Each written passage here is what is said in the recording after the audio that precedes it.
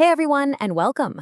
Today we're going to talk about something that's, well, fundamental. We're diving into a day that celebrates the absolute backbone of India's entire economy and food security, National Farmers' Day. Let's get right into what this day is all about. I mean, just let that sink in for a second. Who feeds nearly half of an entire nation? It's a huge question, right? And the answer? Well, that's what we're here to talk about. It's India's farmers, of course. And there's a special day for them. Every single year on December 23rd, India celebrates what's called Kisan Divas, which is National Farmers' Day. It's all about honoring the Annadatas. And what a beautiful word, right? It literally means the givers of food. All right, so where did this day come from? Let's kick things off with a bit of history. We're honoring India's food heroes, and that story really starts with one key figure, a man known as the champion of India's peasants. So that date, December 23rd, it's not just a random day on the calendar. Nope, it's actually the birth anniversary of Chaudhary Charan Singh, who was India's 5th prime minister.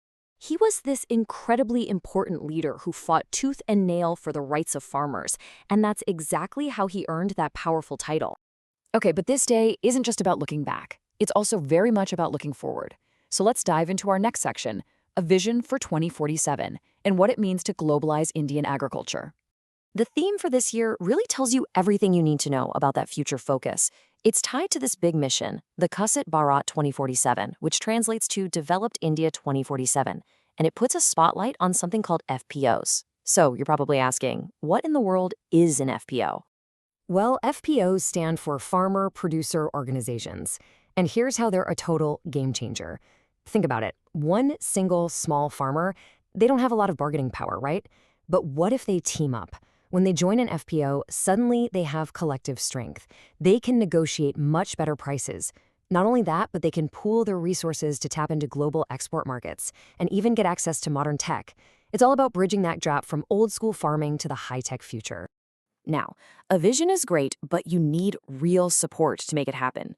And that brings us to our third part, the Farmer's Toolkit. We're talking about key government schemes designed to help. And this gives you a really great look at what's in that toolkit. You've got PM-KISAN, which is basically direct income support, cash right in their pocket. Then there's PM-Fasal Bima Yojana, which is super important crop insurance for when things like a bad monsoon hits.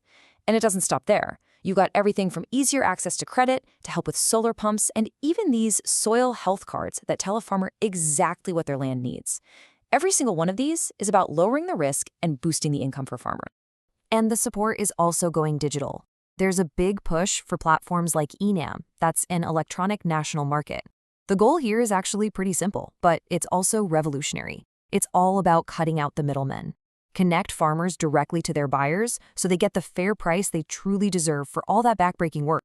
But, it's not all sunshine and progress. A day like this is also about being realistic and looking at the tough stuff.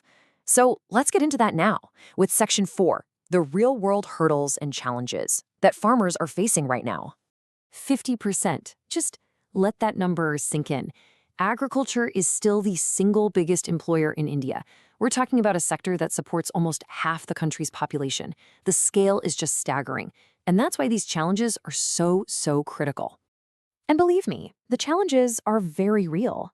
The costs for things like fertilizer and diesel just keep going up, squeezing farmers' profits. Then you have the huge issue of water stress. Climate change, groundwater levels dropping. It's a massive threat. And on top of all that, there's this cultural challenge. How do you get young people excited about farming? How do you show them it can be a modern, tech-savvy career, not just something their grandparents did? Okay, so let's tie all of this together. This brings us to our final section. Why does this day even matter? Well, because it's about the very foundation of the nation. And honestly, nothing says it better than this quote from Chaudhary Charan Singh himself. The path to the nation's prosperity passes through the fields. That just hits the nail on the head, doesn't it?